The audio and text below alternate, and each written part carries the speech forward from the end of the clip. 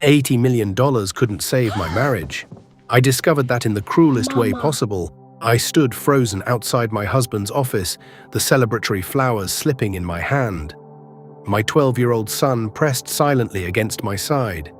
Just hours earlier, I had become an $80 million winner, certain this miracle would finally earn me respect, safety, a place I could no longer be pushed out of. Then came the sounds behind the closed door. Soft laughter, a woman's voice, and Tunde's, confident, intimate, unashamed.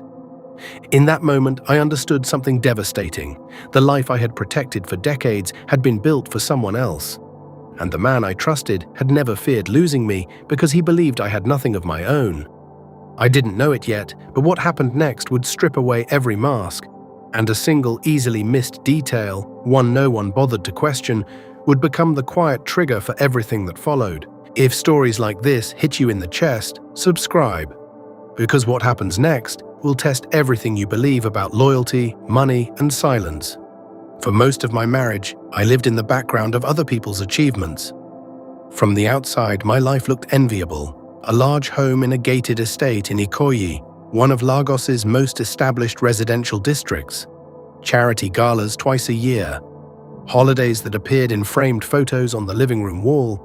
And at the center of it all stood Tunde Okonkwo, polished, articulate, respected. A man people admired without hesitation. What they didn't see was how carefully I had arranged my life around his success. I had learned early on that Tunde preferred calm to questions, agreement to discussion. When he spoke about work, I listened. When he made decisions, I adjusted. When his career demanded long nights, unexpected trips, or sudden relocations, I absorbed the inconvenience without protest. Someone had to keep life stable, and I had decided long ago that person would be me. I never told anyone how many times I had postponed my own plans. The certification I nearly completed but set aside because Tunde needed my focus elsewhere. The small consulting work I quietly declined because it conflicted with his schedule. The invitations I turned down to attend his functions instead, smiling beside him, always introduced as my wife and nothing more. I told myself it was partnership. Marriage required sacrifice, didn't it? Our son Daniel was born during one of Tunde's most demanding career years. I learned to be both parents at once, teacher, nurse, protector, while Tunde drifted in and out of our daily routine, bringing gifts when he felt guilty and distance when he felt entitled to it. Daniel noticed. Children always did. "Mama," Daniel asked once when he was 8, watching his father leave early yet again, Does Dad work so much because he likes it or because he doesn't like being here?" I paused, my hand tightening around a dish towel. I chose my words carefully. Your father works hard so that we can have a good life. It was the safest answer, not necessarily the truest. Years passed in that quiet compromise. I became skilled at reading moods, smoothing tensions before they erupted, making sure nothing disrupted the image Tunde cared so deeply about. At corporate events, I stood slightly behind him, offering polite smiles, never correcting him when he subtly took credit for ideas that had begun at our own dinner table. No one asked what I did with my time, and eventually no one expected me to do anything at all. That was the unspoken rule of our marriage. Tunde shone, I supported. Daniel adapted. Still, I believed in loyalty. I believed that consistency mattered, that love, when proven over time, would eventually be recognized. That if I held everything together long enough, it would count for something. So when the unexpected happened, the phone call that shattered my routine, my first instinct wasn't excitement. It was disbelief. I had entered the lottery almost absent-mindedly. It was an international draw, the kind you registered for online and mostly forgot about. Daniel had been tugging at my sleeve during a grocery run, asking for cereal I never bought when I'd filled in the form. I barely remembered the numbers I chose. When the representative confirmed the amount, "Are you sure about what you're saying? times, Please repeat what you just said now, please." $80 million, nearly 120 billion naira at current exchange rates. The figure felt unreal, like a headline meant for someone else. I sat at the kitchen table long after the call ended, staring at the wall, my pulse steady but my thoughts racing. This wasn't just money. This was margin, leverage, space to breathe. And without hesitation, my first thought was Tunde. He would finally see me differently, I believed. Surely this changed the balance. Surely this meant something. I imagined his reaction. Surprise, maybe pride, perhaps gratitude. I pictured us standing together, equals, for the first time in years. Daniel noticed my shaking hands. "Did something bad happen?" he asked quietly. I knelt in front of him, forcing a smile that trembled despite my effort. "No, sweetheart. Something unexpected." That afternoon, I dressed with more care than usual, not out of vanity, but intention. Neutral colors, nothing flashy. I wanted to bring the news with dignity, not drama. Daniel insisted on coming with me, sensing this moment mattered. The drive to Tunde's office felt strangely ceremonial. I rehearsed my words, discarding each version as inadequate. How do you announce a miracle without sounding naive? How do you share a victory when you've spent years pretending not to need one? When we arrived, the building's glass facade reflected my image back at me. For a fleeting second, I didn't recognize myself. I looked composed, capable. Someone who belonged in places like this. The receptionist greeted me politely, though without warmth. I was used to that. Daniel squeezed my hand as we waited for the elevator. "This is Dad's floor," he said softly, as if stating a fact might steady us both. "Yes," I replied, "it is." As the elevator rose, I felt something unfamiliar settle in my chest. Not fear, not excitement, clarity. Whatever happened next, something fundamental had already shifted.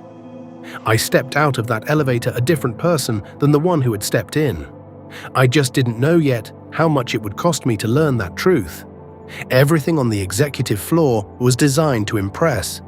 Muted carpet that swallowed footsteps, glass walls etched with subtle patterns, the faint scent of expensive cologne and polished wood. This was Tunde's world, where voices stayed low, smiles stayed sharp, and power moved quietly from office to office. Daniel tightened his grip on my hand. "You okay, Mom?" "I'm fine," I said, and this time I meant it. My heartbeat was steady. Whatever anxiety I'd felt earlier had settled into something else. Anticipation, perhaps. Or hope, though I was careful with that word. We walked past framed awards lining the hallways. I had attended the ceremonies for many of them, sitting in the audience while Tunde accepted applause. I remembered clapping until my palms hurt, smiling even when no one looked back at me. Today felt different. As we approached Tunde's office, I noticed the door was closed. That wasn't unusual. Meetings ran long, calls overlapped. Still, I paused, adjusting the bouquet in my arms. White lilies, simple, elegant. I lifted my hand to knock. That was when the sound reached me. At first, it was indistinct, a soft murmur that didn't register as wrong. Then came laughter, not the polite, restrained kind Tunde used with clients, but something looser, intimate, followed by a woman's voice, low and familiar in a way that made my stomach tighten. I didn't knock. Daniel shifted beside me. "Dad's talking to someone," he whispered. "Yes," I said, though I wasn't sure what I was answering. The sounds continued, movement, voices too close together to be professional. I felt a strange detachment wash over me, as if my body understood before my mind was willing to accept it. I didn't want to hear more. I wanted the sounds to stop, to resolve themselves into something harmless, a misunderstanding, a joke taken out of context. But they didn't stop. Instead, I heard Tunde's voice clearly now, warm, playful, a tone he hadn't directed at me in years. Something inside me went quiet. I straightened, my hand lowering slowly from the door. I looked down at Daniel, who was watching my face with growing concern. "Mum," he said, "what's wrong?" I was suddenly aware of everything. The hum of the air conditioning, the distant ring of a phone, the way the bouquet trembled slightly in my grasp.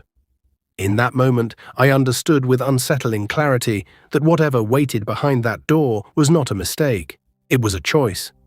One made repeatedly, deliberately, in spaces I had helped protect. I placed the flowers gently on a nearby table. "Stay right here," I said softly to Daniel. My voice didn't shake. "I need to check something." I turned the handle and opened the door. The scene inside didn't rush at me. It revealed itself slowly, cruelly. Tunde stood near his desk, his jacket draped over a chair, his posture relaxed in a way that felt unfamiliar now that I saw it clearly. A woman, Vanessa, stood close to him, too close, her hand resting casually against the edge of the desk, as if she belonged there. Both of them froze. No one spoke. Then Tunde's expression changed, not to guilt, not to shame, to irritation. Amara. His tone was flat. You're not supposed Amara, you are not supposed to be here. Just irritation that he got caught. At that point, would you have walked out in silence or said everything on your mind? Be honest. Comment below. Vanessa glanced between us, her lips curving slightly, more amused than embarrassed. She didn't move away. Daniel stepped into the doorway behind me. Tunde's eyes flicked to his son, then back to me. His jaw tightened. This is a bad time, he said. I looked at him. Really looked at him, as if seeing his face for the first time. The lines around his eyes, the practiced calm, the absence of surprise. You didn't answer your phone, I said quietly. I was busy, Tunde replied. Clearly. There it was. No apology, no explanation, just annoyance. Vanessa shifted her weight, folding her arms. I can step out if you want, she said, though her tone suggested she had no intention of doing so. Tunde waved a dismissive hand. No, it's fine. I felt Daniel press closer to my side. I placed a hand on his shoulder, grounding myself in the familiar warmth of my child. I had imagined this moment differently, pictured Tunde's face lighting up with surprise when I shared my news. All of that felt distant now, irrelevant. I came to tell you something. My voice. Amara, please don't do this here. But I can see this isn't the right moment. Tunde exhaled sharply. Amara, don't do this here. We can talk later. Later, the word carried an assumption that I would comply, retreat, wait, as I always had. I met his gaze. No, I said. I don't think we will. That caught his attention. For the first time, Tunde looked uncertain. I reached for the door, guiding Daniel back into the hallway. Before stepping out, I turned once more. I won't interrupt your day, I said to Tunde, but you'll hear from me. He scoffed. About what? I paused just long enough for the question to linger unanswered. Then I closed the door. In the hallway, the air felt heavier. Daniel looked up at me, his eyes wide. Mum, he whispered. Who was that? I crouched down in front of him, meeting his gaze. That was someone your father made a choice to bring into our lives, I said, without asking. Daniel frowned. Are we? I placed my hands on his cheeks gently. We are okay. And this time it wasn't reassurance. It was a decision. The elevator ride down was silent. Daniel stood close to me, his small fingers wrapped tightly around mine. The cheerful chime marking each passing floor sounded out of place, almost mocking. I kept my gaze forward. Inside, everything was rearranging itself with ruthless precision. I did not cry. Not then. I had learned long ago that tears, once shown, became weapons in the wrong hands. When the doors opened onto the lobby, sunlight streamed through the glass walls, warm and indifferent. People moved around us, assistants, executives, visitors, each absorbed in their own purpose. No one noticed the quiet fracture that had just split my life in two. We stepped outside. The city noise rushed in, sharp and alive. Daniel finally spoke. Dad didn't look surprised. I paused and looked down at my son. He wasn't confused in the way children often were. He was observing, processing. No, I said honestly, he didn't. Does that mean he's been doing that for a long time? I inhaled slowly. I would not lie to him, not now. It means, I said carefully, that sometimes adults make choices they think won't have consequences. Daniel frowned. But everything has consequences. A faint smile touched my lips. Yes, I said, it does. The drive home passed in a blur. I focused on the road, on red lights and turns, anchoring myself in routine. My phone buzzed twice. I didn't look. I already knew who it was. When we reached the house, Daniel headed inside without being asked, retreating to his room with the quiet understanding of a child who knows space is needed. I stood alone in the driveway for a moment, the afternoon sun warming my face. For the first time, the framed photos for the first time. The framed photos on the wall caught my attention. Family vacations, forced smiles, Tunde always positioned slightly forward, always the focal point. I reached up and turned one frame face down, then another. Not in anger, in clarity. My phone buzzed again. This time I answered. "What?" I said calmly. Tunde didn't waste time. "You embarrassed me." The audacity of it almost made me laugh. "I walked in on you," I replied. "You embarrassed yourself." A brief pause. I could picture him, jaw clenched, already shifting blame into position. "You had no right to bring Daniel into that," he said sharply. "I didn't bring him into anything. You did." "That woman is a colleague," Tunde snapped. "This is being blown out of proportion. Comment Team Amara if you think she handled this right. Comment Team Tunde if you think she was overreacting. No middle ground, pick a side." I closed my eyes for a moment, not because I was overwhelmed, because I was done listening. "Don't insult me," I said quietly, "and don't pretend this is new."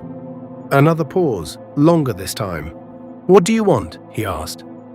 There it was. Not "are you okay?" Not "we need to talk," just a transaction.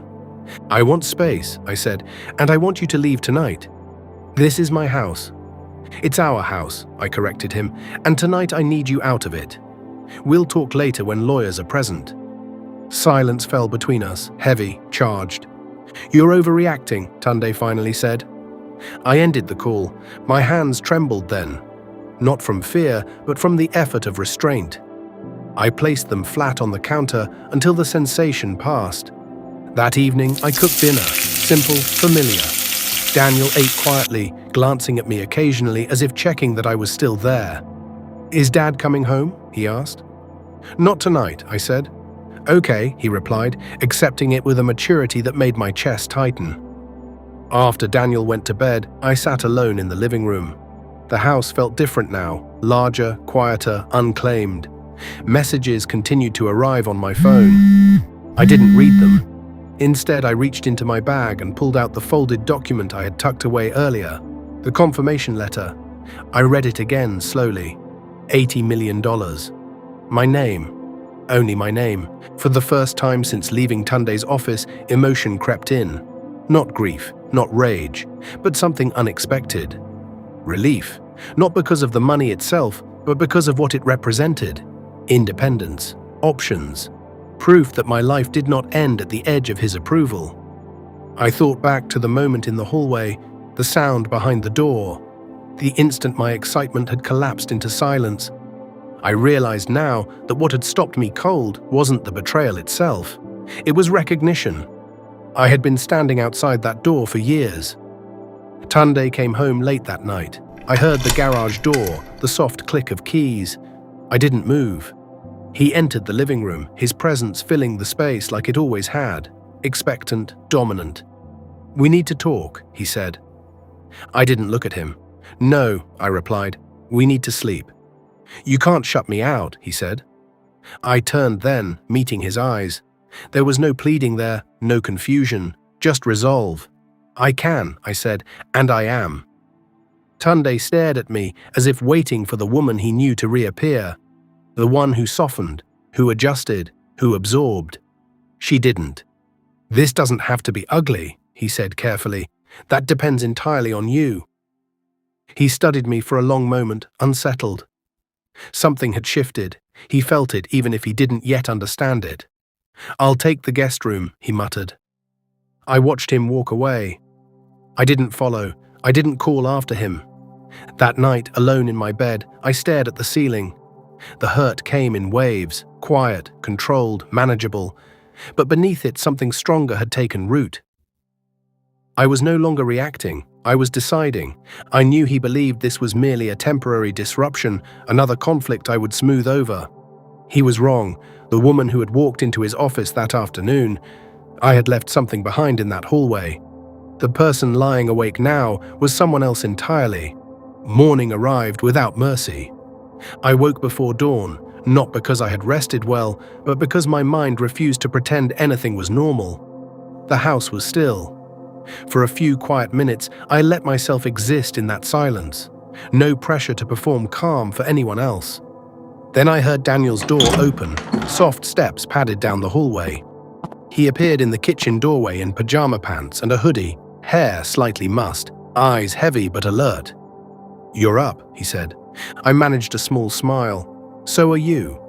He hesitated, then crossed the room and sat at the table, watching me as I filled the kettle. He didn't ask where his father was. He already knew. "What happens now?" Daniel asked finally. I held the kettle under the faucet, letting the sound of running water buy me a second. Children deserved truth, but not burdens they couldn't carry. "What happens now," I said, "is we take care of ourselves, one step at a time." Daniel nodded slowly. "Like when you taught me to ride a bike." I paused. The memory flashed, Daniel wobbling, falling, scraping his knee, ready to quit.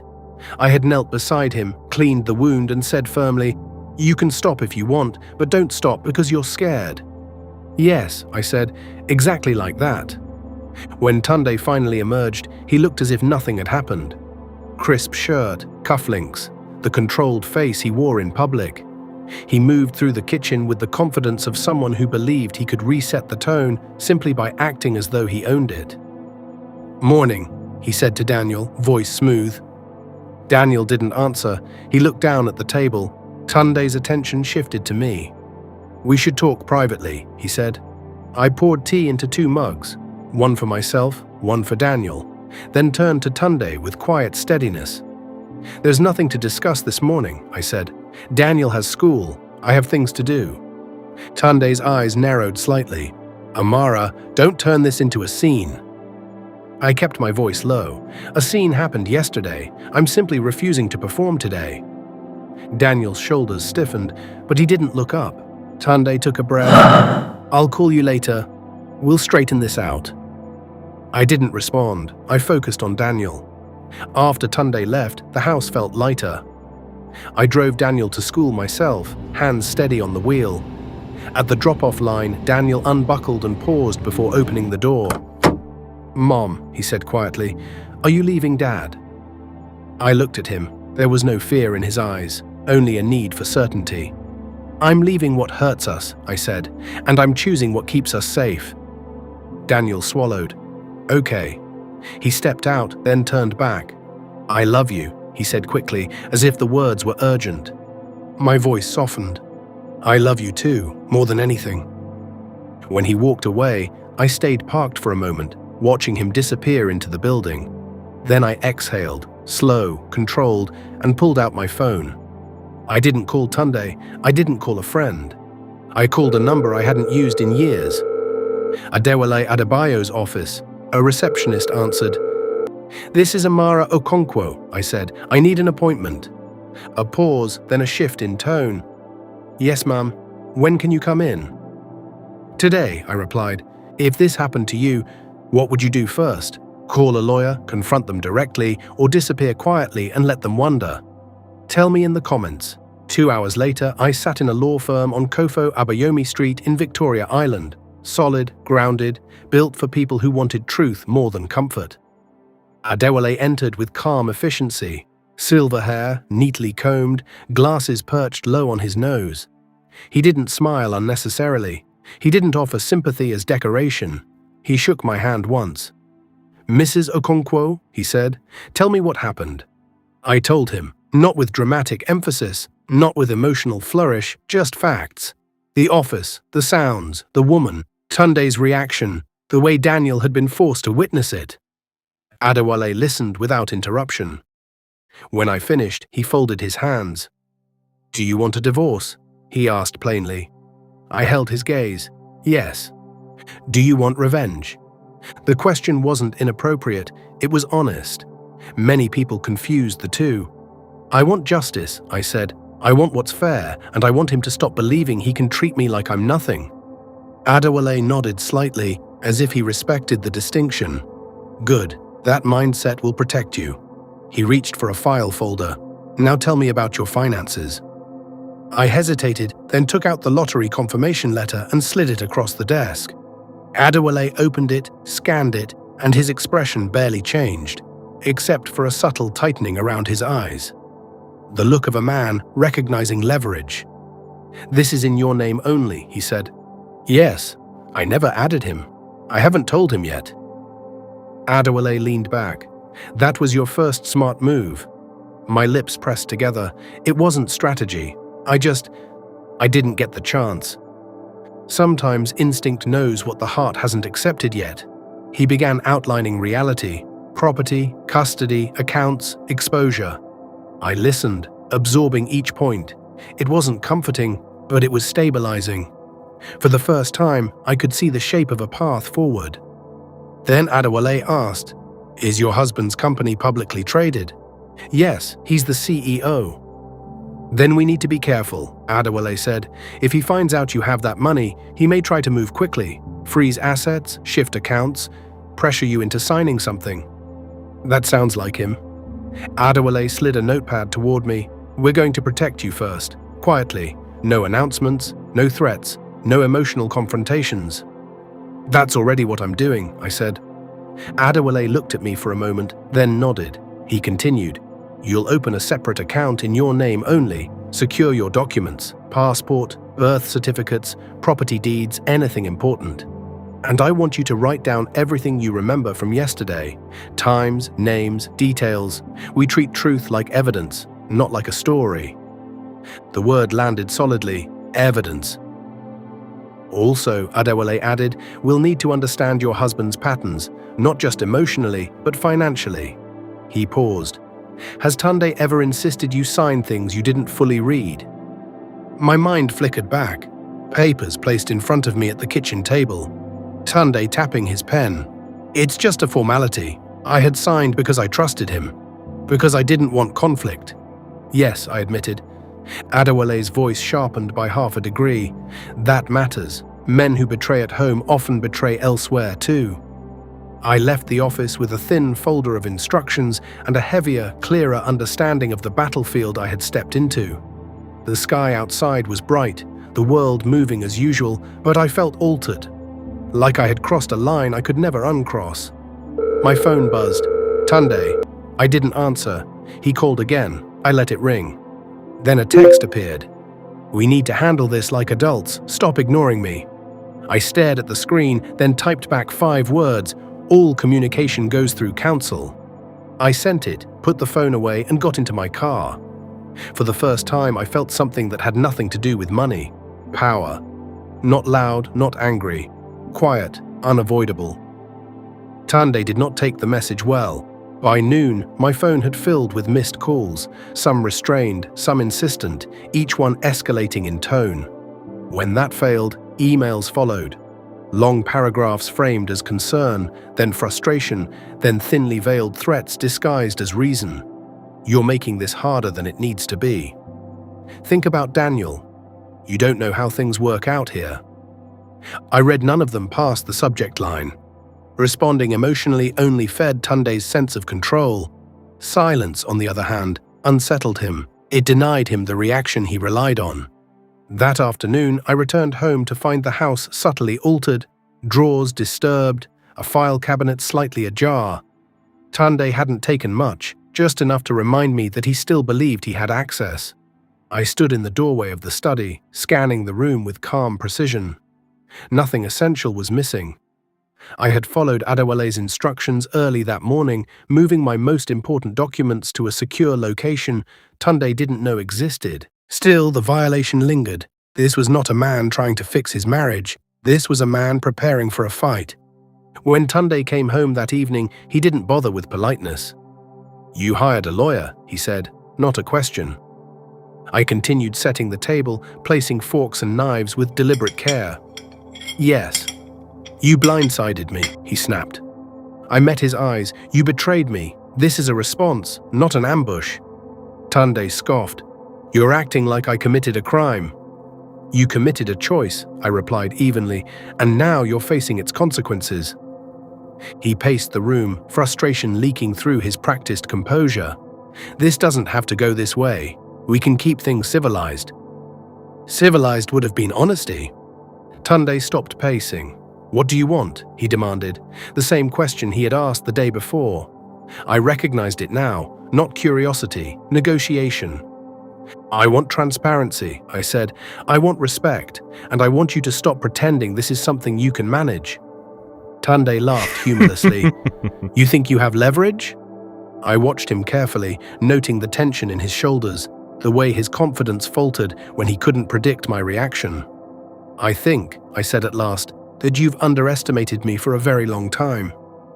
Tunde's eyes hardened. "Don't make this ugly." My voice remained calm. "You don't get to decide that anymore." The conversation ended there, not with resolution, but with a clear shift. Tunde retreated to the guest room that night, slamming the door hard enough for Daniel to hear. I went to my son's room immediately. Daniel sat on his bed, headphones around his neck, eyes fixed on the floor. "Is he mad?" he asked quietly. "Yes," I said honestly, "but that's not your responsibility." "Is he mad at you?" I sat beside him. "He's mad because things aren't going his way." Daniel considered that. "That happens to people sometimes." I smiled faintly. "It does."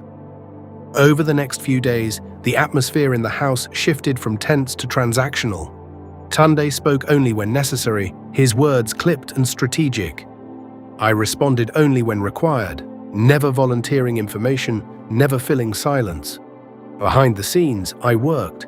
I met with a financial advisor Adewale recommended, Emeka Nwosu, a man who spoke softly but asked precise questions.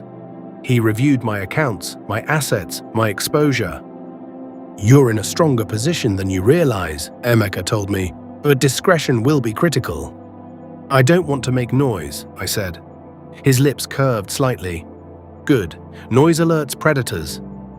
Meanwhile, Tunde began changing tactics. Flowers arrived one afternoon. Lavish, unnecessary. I had them returned unopened. A message followed. "I'm trying to fix this." I didn't reply. Then came the pivot. He stopped pushing for reconciliation and started positioning himself as the victim. He spoke loudly on the phone in shared spaces, mentioning stress, betrayal, sudden changes. He let Daniel overhear just enough to plant confusion. I addressed it immediately. I sat Daniel down at the kitchen table, my voice steady. "Your father is hurting," I said, "but hurting doesn't give someone permission to rewrite the truth." Daniel looked up. "Is he lying?" "He's telling a version that protects himself." Daniel absorbed that quietly. One evening, Tunde crossed a line he couldn't step back from. He slid a folder across the table toward me. "Sign this," he said. I didn't touch it. "What is it?" "A temporary agreement, just until things settle. It keeps everything balanced." I opened the folder and scanned the pages. My expression didn't change, but something inside me cooled further. "This limits my access to our accounts," I said, "and restricts where Daniel can stay." "It's standard," Tunde insisted. "You don't understand how these things work." I closed the folder. "I understand exactly how this works." I stood. "I won't be signing anything without my attorney reviewing it." Tunde's mask cracked. "You're being difficult on purpose." "No," I said, "I'm being careful on purpose." That night, Tunde didn't hide his anger. Doors slammed. Words were muttered just loud enough to bruise. I slept lightly, aware of every sound, every shift in the house. But beneath the vigilance, I felt something steady, an internal anchor that hadn't been there before. This was no longer about saving a marriage. It was about protecting a future. The following morning, Adewale called. "Tunde contacted me," he said. "He's eager." "That means he's scared," I said. "Yes," Adewale agreed, "and scared men make mistakes." I looked out the window at the quiet street, the world moving on as if nothing had changed. "We let him," I said. I learned quickly that silence was not emptiness, it was pressure. The house had become a shared space in name only. Mornings were choreographed to avoid overlap. Tunde left early. I adjusted my schedule so Daniel never had to choose between us at the breakfast table. Dinners were eaten separately, the television stayed off. There were no arguments, no shouting matches, no dramatic confrontations for Tunde to point at and call instability. That was what unsettled him most. He had expected tears, accusations, a plea to fix things. Instead, he was met with calm logistics and an emotional distance that denied him oxygen. I used the quiet to observe. I noticed the way Tunde began taking calls in the garage instead of the living room. The way his laptop never left his side.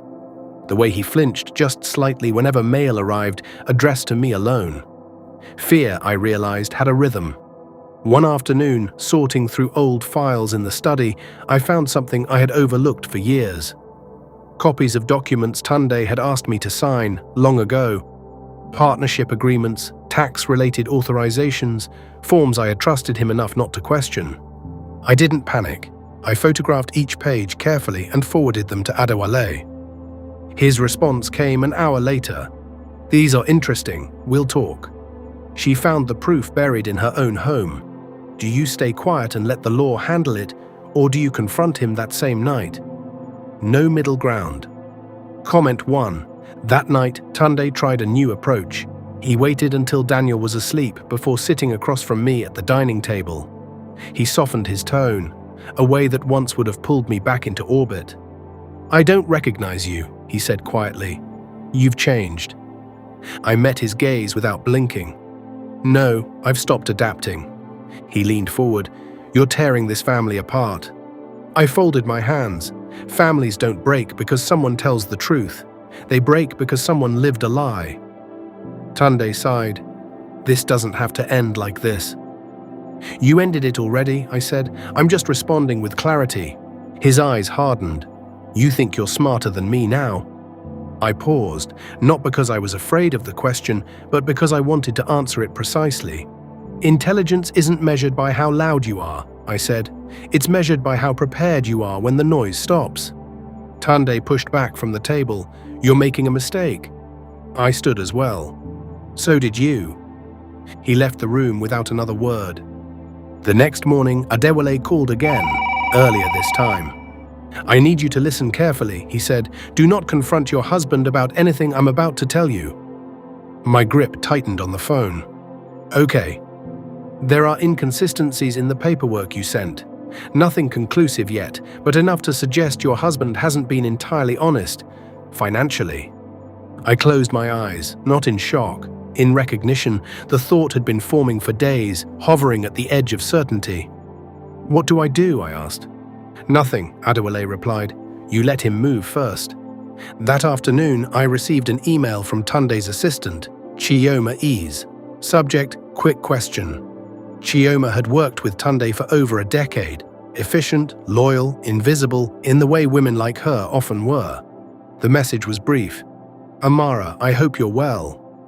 I wasn't sure who else to ask. Could we speak privately? I replied, "Yes, when it's convenient for you." We met at a small cafe 2 days later on Awolowo Road in Ikoyi, away from the main business district. Chioma arrived early, posture tense, her coffee untouched. "I shouldn't be here," she said immediately. "Then don't be," I said. "You can leave." She hesitated, then stayed seated. "I've worked for Tunde a long time," she said.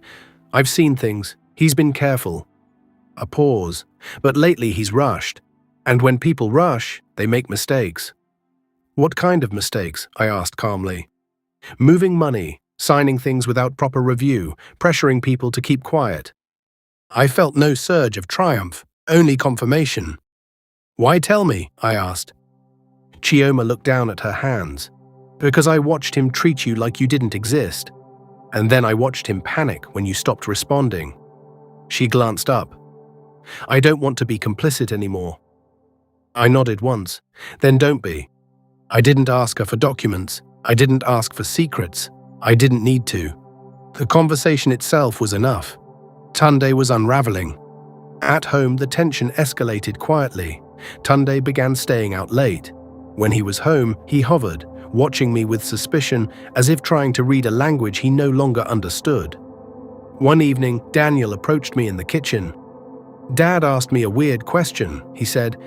"He asked if you were mad at him, like really mad."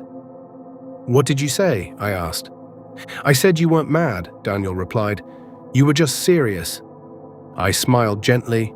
That was a good answer. "Is he scared?" Daniel asked. I considered the question. I think he's realizing that when someone stops arguing, it means they've started deciding. Daniel nodded slowly, absorbing the idea. That night, as I lay awake, the hurt still surfaced at unexpected moments. A laugh remembered, a promise broken. But it no longer controlled me. I thought of who I had been, the version of me that filled silence with effort, smoothed over discomfort to keep the peace.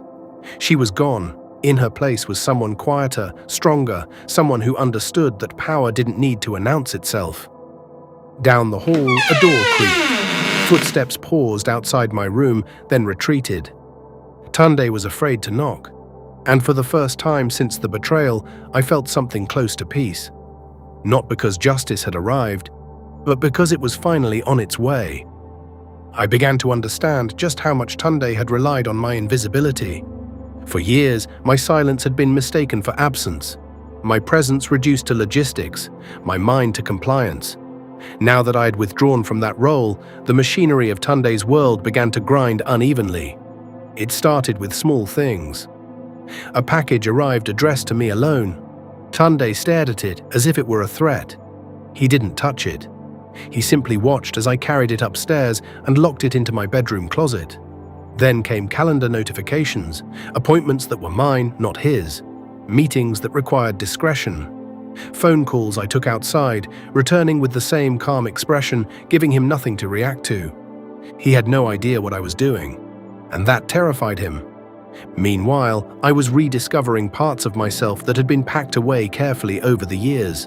Skills I had learned before marriage, instincts I had dulled to keep peace.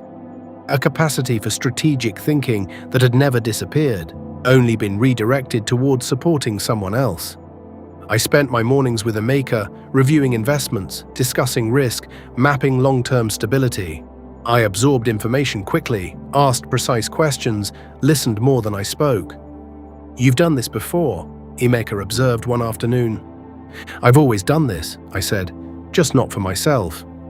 In the afternoons, I worked through old records, emails, notes, timelines. Not obsessively, methodically. I wasn't searching for a smoking gun, I was building context. Patterns mattered more than proof at this stage. Tunde sensed the shift and responded the only way he knew how, by tightening control.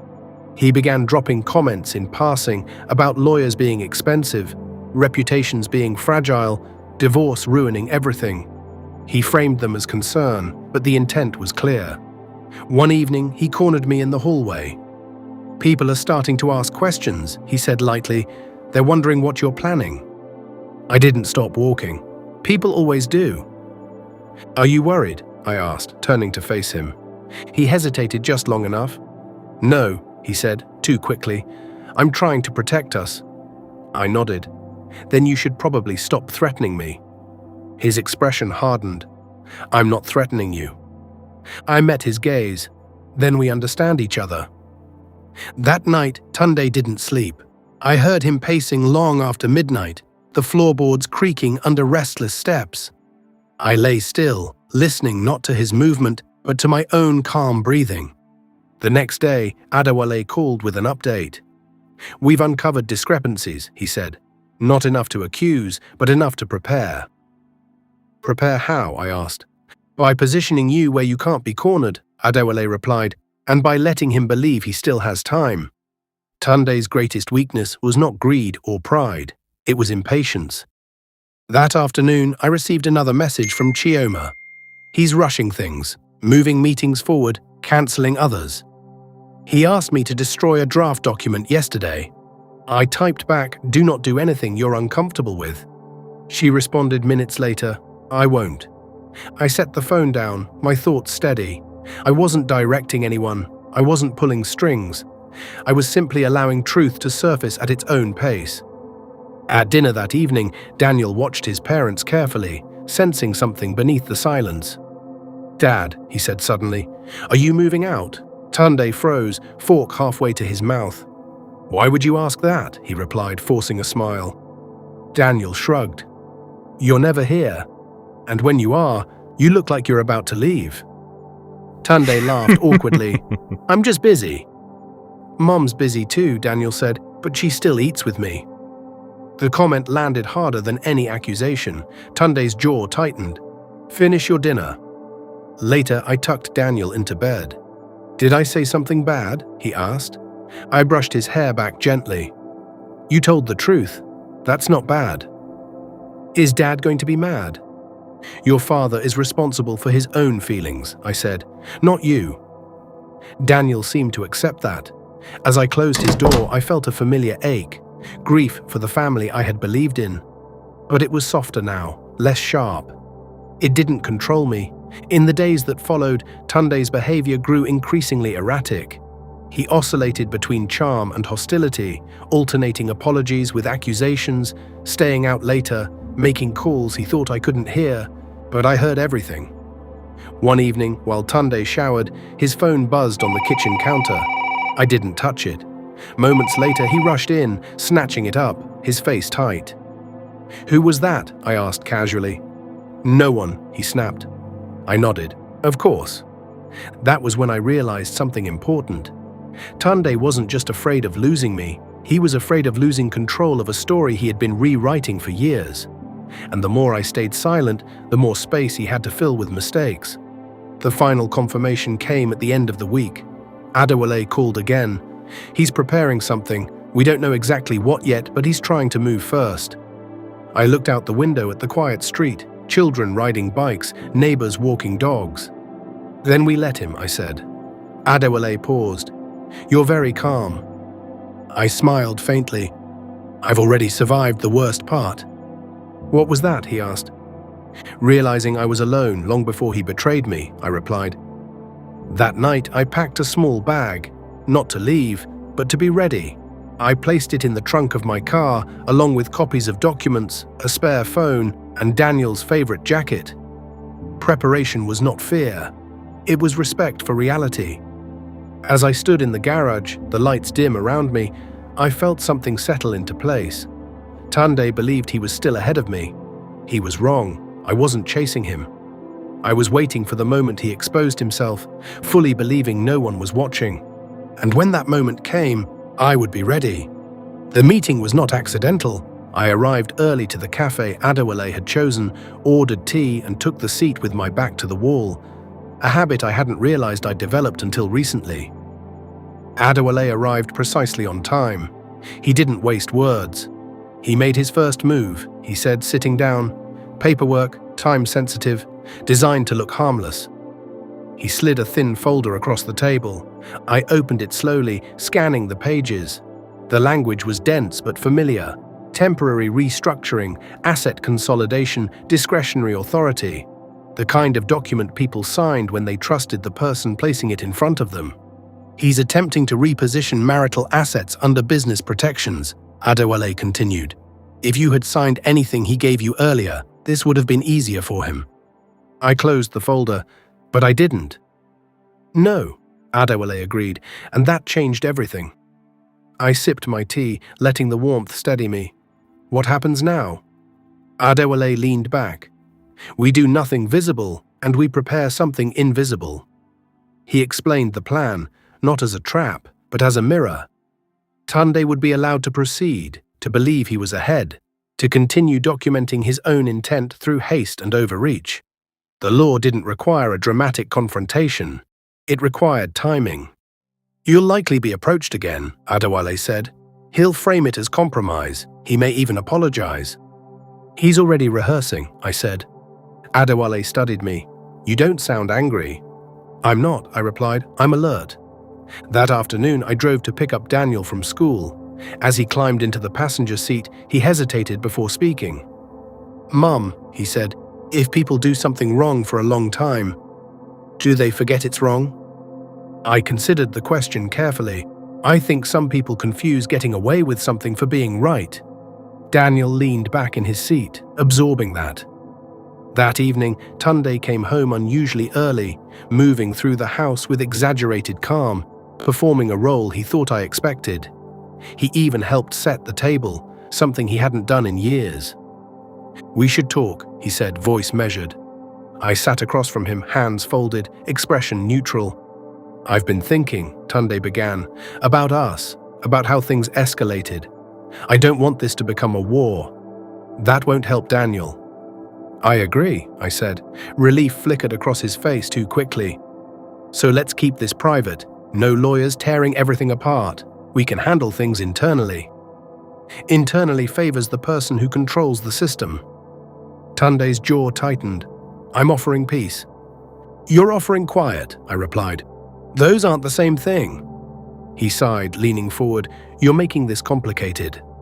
I didn't start the complication. I'm responding to it. He reached into his briefcase and pulled out another folder. This is fair, he said. Just review it. I took the folder but didn't open it. I'll have my attorney look at it. Tunde stiffened. You don't trust me. My voice was calm. Trust is built on consistency. Silence settled between them. Finally, Tunde stood. I'm going out. He paused at the doorway, clearly waiting for something. A question, a plea, a reaction. When none came, he left. That night, I received a message from Chioma. He's panicking. He asked if I'd stay late tomorrow, said he needs files revised. I typed back carefully, only do what's within your role. Protect yourself. Chioma responded with a single word. Thank you. The next morning, a courier delivered documents to the house, official, sealed. Tunde opened them before I could stop him. His face drained of color as he read. What is this? He demanded. My attorney requested disclosures. You went behind my back, Tunde snapped. I met his anger with stillness. There is no behind anymore. He paced the room, agitation radiating off him. You think you've won something? I watched him carefully. I think you're revealing yourself. Tunde laughed sharply. You don't even know what you're stepping into. I stood. He stared at me, chest rising and falling. For a moment I saw something raw beneath the arrogance, fear stripped of polish. This isn't over, he said. I know, I replied. That night I couldn't sleep. Not from anxiety, but from anticipation. The pieces were moving now, not chaotically, but inevitably.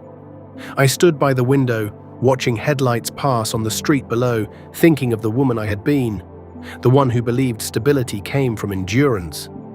I understood now that stability came from boundaries. My phone buzzed softly, a message from Adewale. He filed something. Poorly, we're ready. I closed my eyes and exhaled slowly. The noise was coming, and this time I would not be standing outside the door listening. I would be inside the room, fully aware, fully prepared. The first public crack appeared on a Tuesday morning. I learned about it the way I learned most things now, not from Tunde, but from silence breaking in places that had once been loud with certainty. Emeka called first, his voice measured but alert.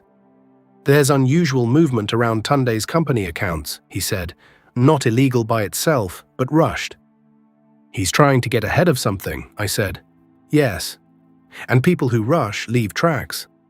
By noon, Adewale followed up. He filed an amended disclosure last night. It contradicts an earlier statement. Not dramatically, but enough. Enough for what? I asked. Enough to establish intent, Adewale said, and intent is expensive. I didn't feel triumph. I felt gravity. The situation had crossed from private fracture to institutional consequence. There would be no clean retreat for Tunde now. At home, Tunde moved like a man trying to outrun his own shadow. When he did speak to me, it was professional, clipped, impersonal, until one evening, when he broke the pattern. You think you're clever, he said, leaning against the kitchen counter. You think lawyers and paperwork make you powerful? I rinsed a plate, my movements unhurried. I think clarity makes people dangerous to lie to. He scoffed. You don't understand the scale of what you're involved in. I turned off the faucet and faced him. I understand enough to know you're afraid. His jaw tightened. I'm protecting what I built. You didn't build it alone. That landed. Tunde's eyes flashed. Everything I have came from my decisions. My voice was calm. Then stand by them. He grabbed his jacket and left. Daniel watched the exchange from the hallway. Is Dad in trouble? He asked quietly after the door closed. I knelt beside him.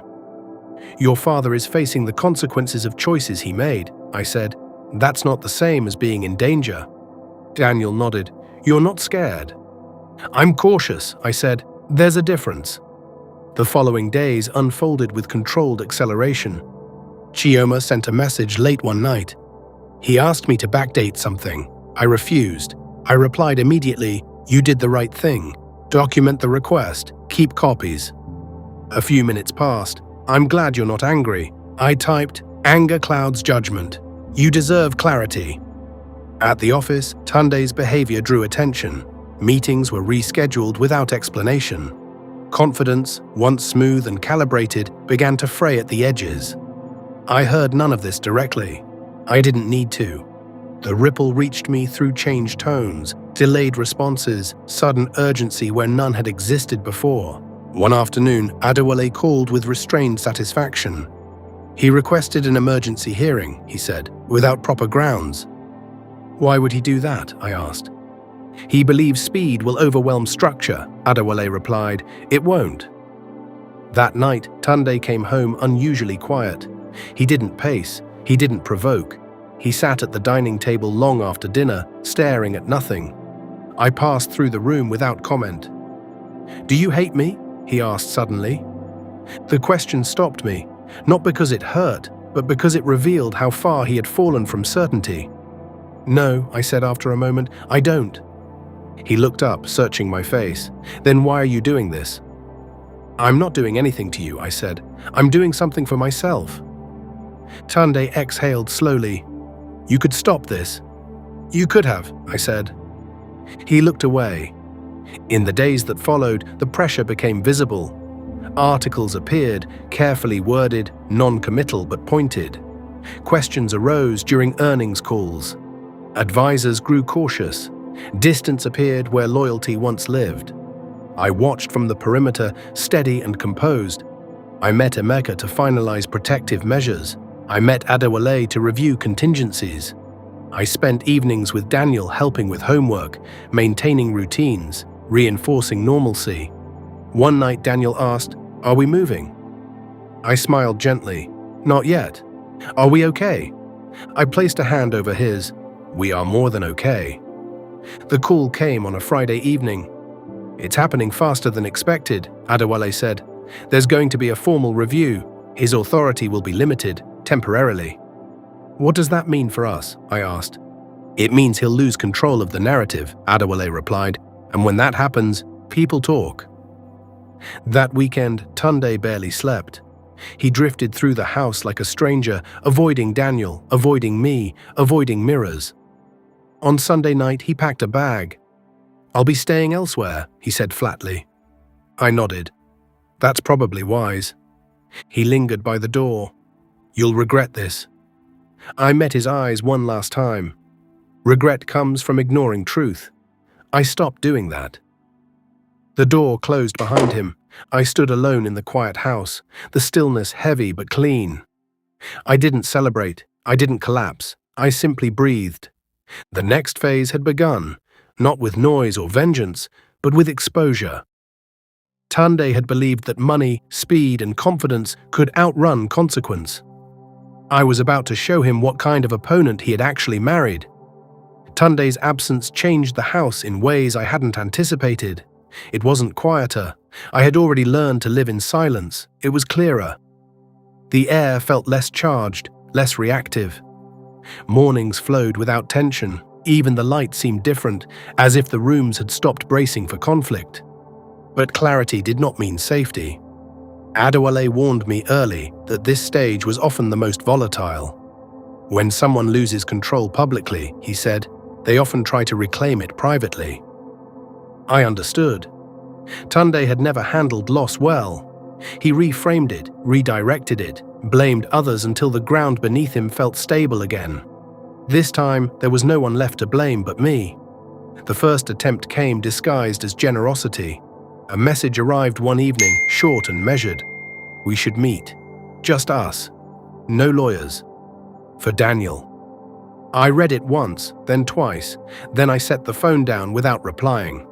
For Daniel was Tunde's favorite shield, his way of wrapping control in concern. The second attempt followed the next day. A mutual acquaintance called. her voice hesitant. I ran into Tunde. He said you've been distant, that you're refusing to talk. I thanked her politely and ended the call. Distance was not refusal, it was a boundary. By midweek, the pressure intensified. An article appeared, brief, speculative, careful not to accuse, mentioning internal restructuring and executive reassessment. Tunde's name, present but barely. Still, it was enough. He called that night.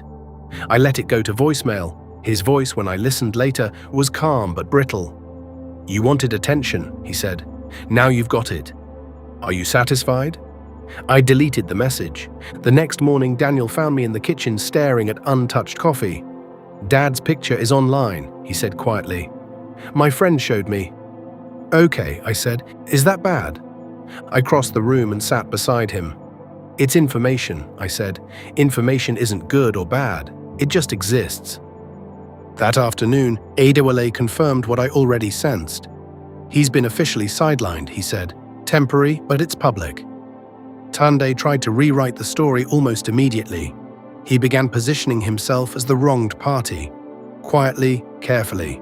He spoke of misunderstandings, of emotional distance, of a wife who had changed suddenly. He hinted at instability without stating it outright. I recognized the tactic immediately. Gaslighting by implication. Chioma reached out again. He asked if I thought you were okay. He's telling people you're being influenced. I replied with restraint. Document everything. Don't engage emotionally. I wish I'd seen this sooner, she wrote. I didn't judge her. Hindsight was not a weapon. It was a teacher. The confrontation came sooner than expected. Tunde showed up at the house unannounced on a Saturday morning. I knew it was him before I opened the door. His presence carried a familiar tension, a demand for acknowledgement. Daniel isn't here, I said evenly. I know, Tunde replied. That's why I came.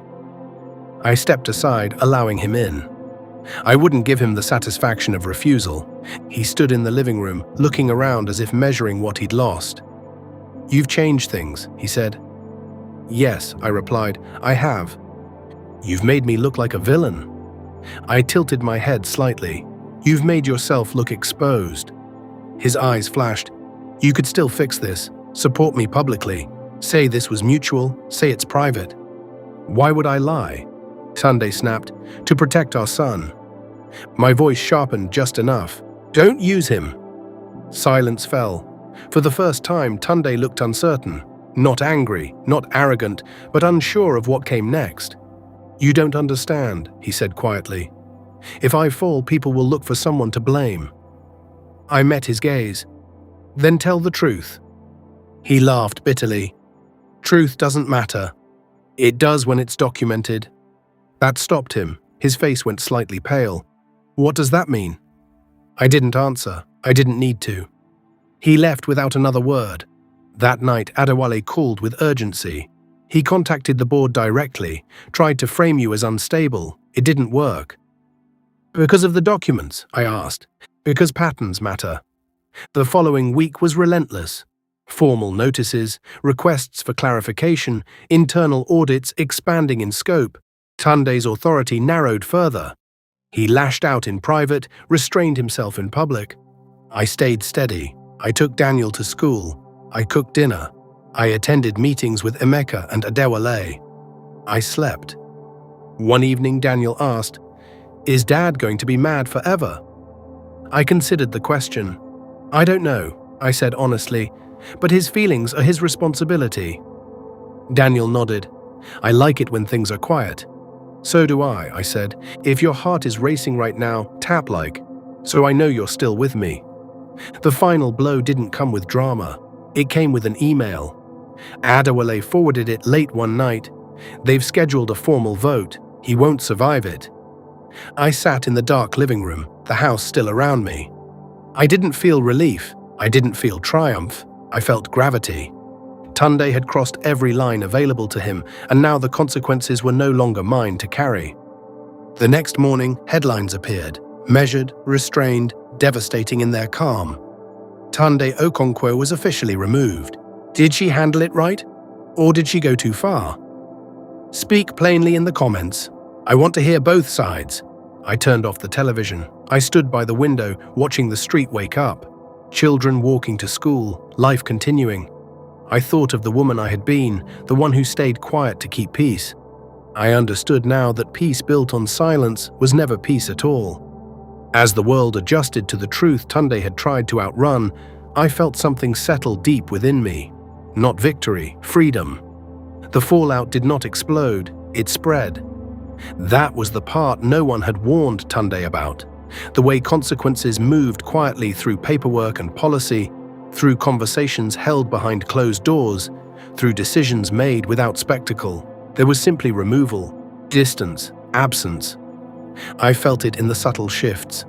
My phone stopped buzzing with anxious messages from acquaintances who had once hovered politely at the edge of my life. Old invitations dried up. Then, unexpectedly, new ones appeared. Measured, careful, curious. People who had never truly seen me before were suddenly interested. I declined them all. This phase wasn't about visibility, it was about precision. Adewale explained it clearly. The review has expanded, he said. What began as governance oversight is now financial. How long does this take? I asked. As long as it needs to, Adewale said. The system doesn't rush when it smells liability.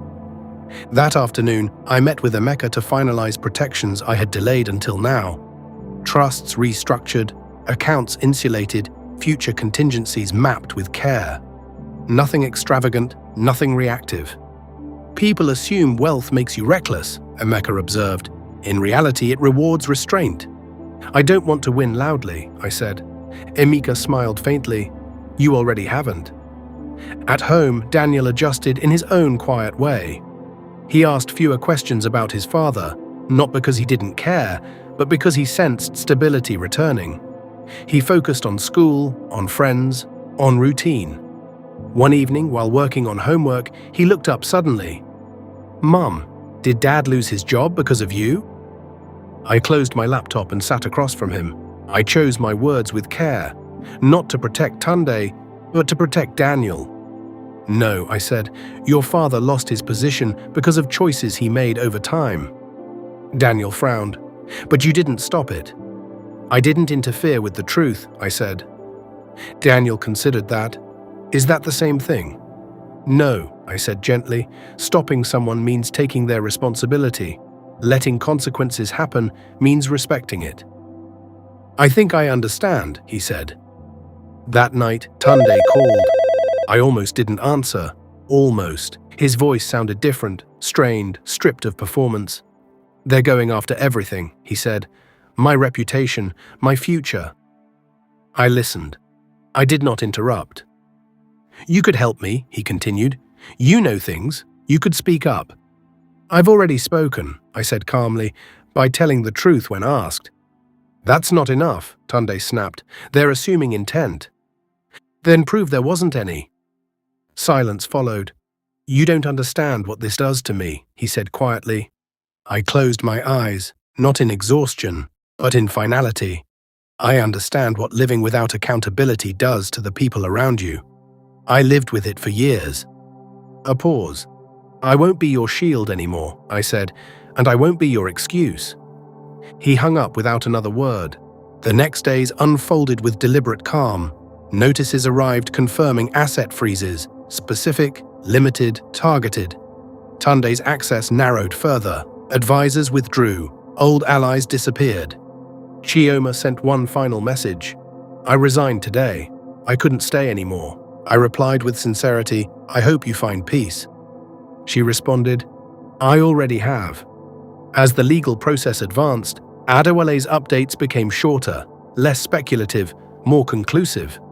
They found what we expected, he said during one call. Nothing dramatic, just enough. Enough for what? I asked. Enough to close the loop.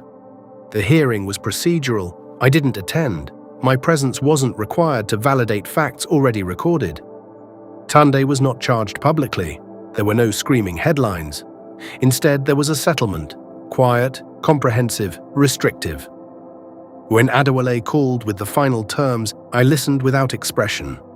It's over, he said, and Daniel is protected. Fully, Adewale confirmed. That night, I sat alone on the back porch, the air cool against my skin. The house behind me felt solid now, anchored, no longer bracing. I didn't feel joy, I felt completion. Tunde sent one last message weeks later. "I never thought you'd do this." I stared at the screen for a long moment before replying, "I didn't do anything. I stopped covering for you." Share this with someone who always says he would never do that. Because sometimes the people who smile the most in public are the quietest danger at home. I turned the phone off. The next morning, I took Daniel out for breakfast. Something small, ordinary, grounding. As we sat across from each other, sunlight spilling through the window, Daniel looked up suddenly. "You're different," he said. I smiled. "How?" "You're lighter." He searched for the word, but stronger. I reached across the table and squeezed his hand. That's what happens when you stop carrying things that were never yours. As we left the cafe, I caught my reflection in the glass. I stood straighter now, not out of defiance, but alignment.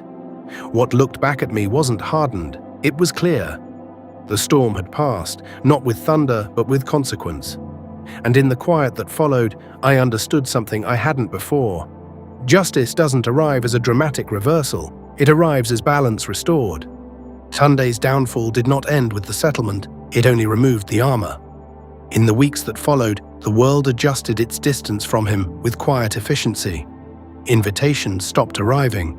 Calls went unanswered. Former colleagues replied with polite delays that stretched into silence. He was no longer consulted, no longer deferred to, no longer feared. I observed it from a deliberate distance. I didn't monitor him. Information arrived anyway, through Adewale, through Emeka, through the subtle shifts that always followed public disgrace. The first sign came through Daniel. "He came to my game," Daniel said one evening, removing his shoes by the door. "Dad, he watched. He left early." "How did that make you feel?" I asked. Daniel thought for a moment, confused, but not bad. I smiled gently. "That's okay."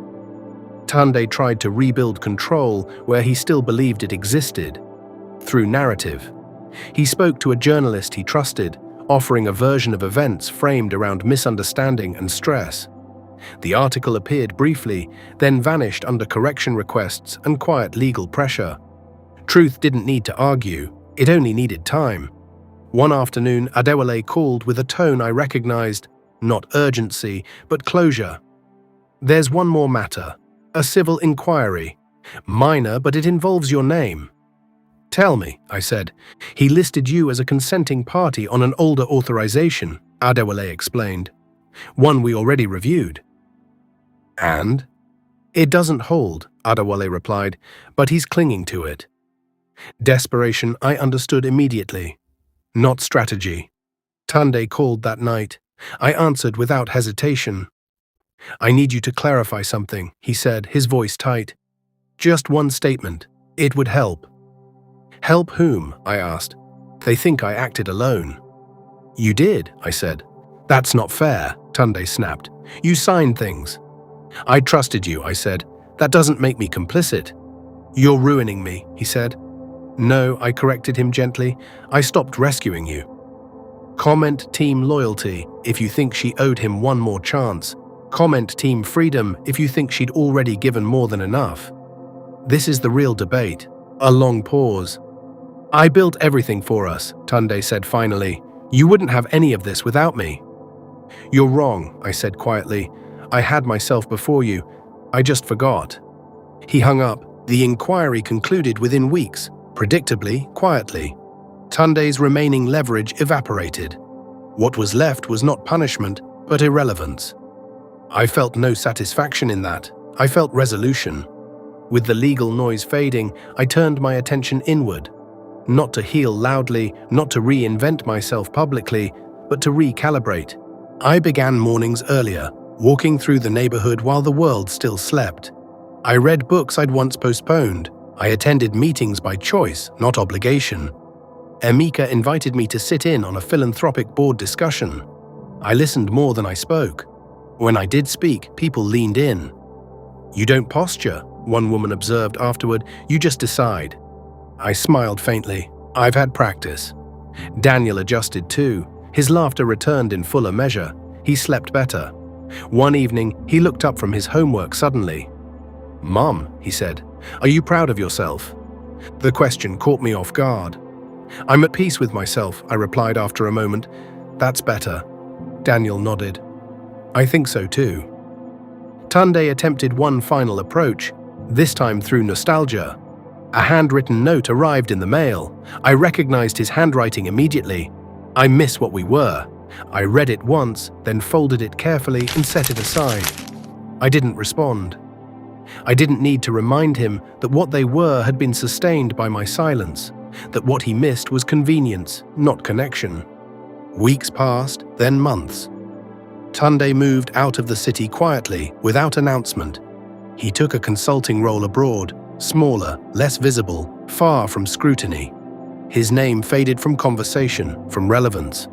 I noticed the absence, not his loss, but his space. One afternoon, I took Daniel to a park near the river. We sat on a bench, watching the water move steadily forward. "Do you think Dad's okay?" Daniel asked. I considered the question with honesty. "I think your father is learning what it's like to live without shortcuts." Daniel nodded. "Is that bad?" "It's necessary," I replied. As the sun dipped lower, I felt a quiet gratitude, not for the pain that had brought me here, but for the clarity it had left behind. I had not emerged hardened. I had emerged aligned. Later that evening, Adewale sent a final message. "All matters closed." I stared at the words for a long moment, then set the phone down. I stood by the window, the Lagos lights flickering on, and reflected, not on what I had won, but on what I had reclaimed. My voice, my time, my future. Tunde had lost everything he thought defined him. I had gained everything I once gave away. And as the night settled into stillness, I understood something essential. The greatest consequence Tunde faced was not public removal or financial reckoning. It was being left behind by a woman who no longer needed to look back. Justice did not arrive with applause. It arrived quietly, in the way I now recognized as permanent. The house settled into a rhythm that felt earned rather than enforced. Bills arrived and were paid without tension. Decisions were made without second-guessing. There were no negotiations happening in the background. No calculations about how a reaction might be received. For the first time in decades, my choices belonged entirely to me. Adewale called one final time, not with updates, but with confirmation. "There's nothing else pending," he said. "No loose ends, no leverage left on his side." "Then this chapter is closed," I said. "Yes," Adewale replied, "and you handled it cleanly." After the call ended, I sat still for a moment. I didn't feel the urge to celebrate. I didn't feel like mourning either. What I felt was alignment, the rare peace that comes when actions match values, when silence is no longer a concession, but a choice. Daniel noticed the change before anyone else. "You don't check your phone like you used to," he said one evening as we cleared the table together. I smiled. "I don't have to anymore." "Because no one's yelling at you?" Daniel asked. I shook my head gently. "Because I stopped living on someone else's emergency." Daniel thought about that. "I like this version of quiet." "So do I said. I began turning my attention toward what came next, not in a rush, not with ambition disguised as urgency, but with intention. Emeka introduced me to a small circle of women who served on boards quietly, deliberately, without spectacle. They met over coffee, shared experiences without competition. I listened.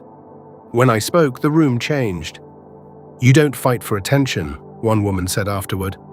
"I don't need to," I replied. The question of forgiveness surfaced occasionally, usually from people who hadn't lived through betrayal, who spoke of closure as something owed to others. I understood now that forgiveness was not a performance. It was a boundary. I did not wish Tunde harm. I did not seek reconciliation.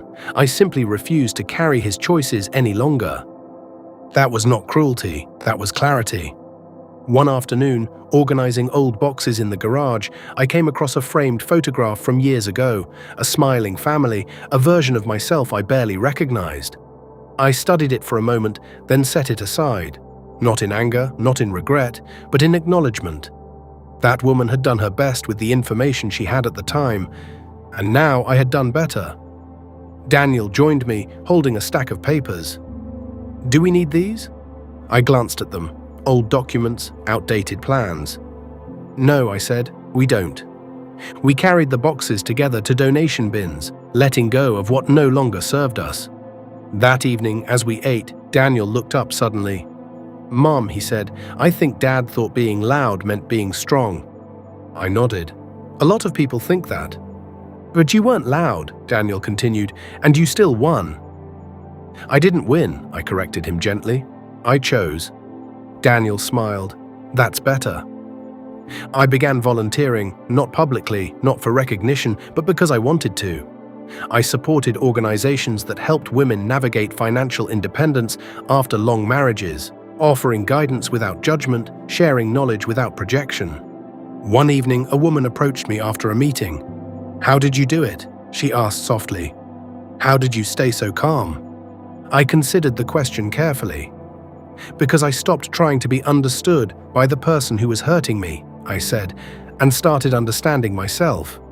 She nodded, eyes shining. At home that night, I stood on the porch, watching the stars emerge one by one. The air was cool and steady. I felt grounded in a way I hadn't known before. Justice had come, not as punishment, not as revenge, but as balance restored. Tunde had been removed from positions of power because he misused them. I had stepped into my own because I respected them. That difference mattered. As I turned back inside, Daniel was waiting at the table with a book. "Ready for our chapter?" he asked. "Always," I said, and as I sat beside my son, reading aloud in the quiet house we had rebuilt together, I understood the final truth of it all. Justice wasn't loud. It didn't demand witnesses. It didn't seek applause. It simply made room for healing. And in that room, I had finally come home to myself. If you enjoyed this story, I'm certain you'll enjoy the next one showing on your screen right now. Please click on the thumbnail to watch the next story. I'd appreciate your support. Like this video, share it with your family and friends, and subscribe to my channel. See you in my next story. Bye.